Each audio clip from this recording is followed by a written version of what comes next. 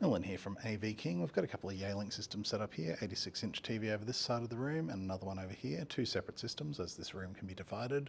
We've got some speakers and mic in the ceiling and we've got the touchscreen here to control the system. Currently this one is sent to, if you look at the left-hand side display, it's set up for auto framing, so it generally focuses in on whoever it thinks is in the room to be looked at. And you've also got a few other features like speaker tracking and IntelliFrame. The other kit is set up for IntelliFrame, so you can see over here it kind of just puts a frame up around any of the participants. IntelliFrame only has a limit though of 4 people, so obviously you have more that sort of a setup if you've got a full room like this. This particular room is divided into 3 sections, so we do also have a third system over here.